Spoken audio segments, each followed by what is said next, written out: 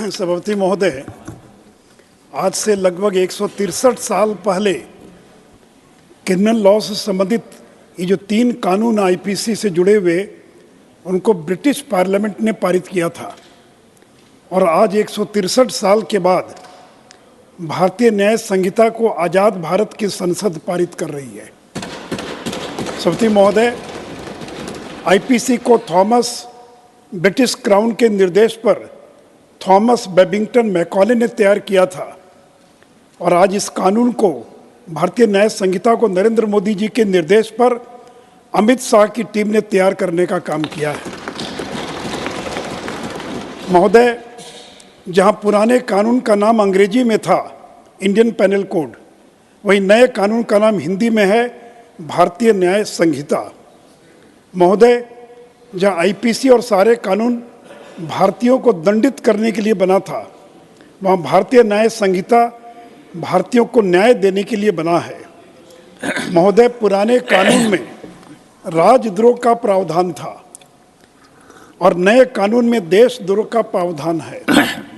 राज्य सरकार के या सरकारों के खिलाफ में कोई भी कुछ बोल सकता है, लेकिन अगर कोई देश के खिलाफ बोलने की हिम्मत करेगा तो उसका मुंह तोड़ने का जवाब देने की हिम्मत इस कानून के अंदर है।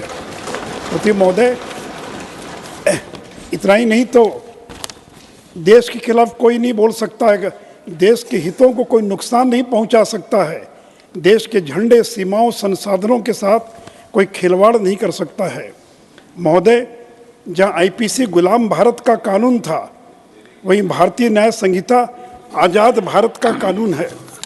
सती महोदय, लॉर्ड मैकाले ने क्रिमिनल लॉ जो शरीयत के अनुसार उस जमाने में चल रहा था, सभापति महोदय, उस जमाने में शरीयत के अनुसार क्रिमिनल लॉ था, उसे समाप्त कर इंग्लिश लॉ इस देश में लागू करने का काम किया था।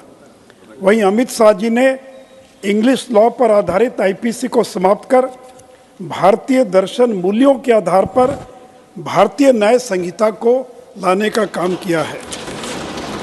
सभापति महोदय, अगले 150 साल तक देश और दुनिया श्री नरेंद्र मोदी और अमित शाह के नाम को याद रखेगी।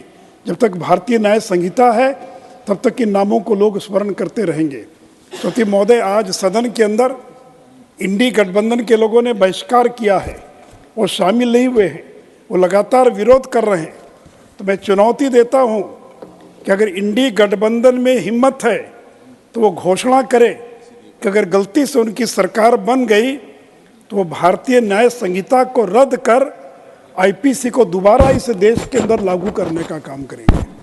तो सभापति महोदय, मुझे पूरा विश्वास है कि ये जो तीनों कानून बने हैं ये देश के इतिहास के अंदर और मील का पत्थर साबित होंगे। धन्यवाद।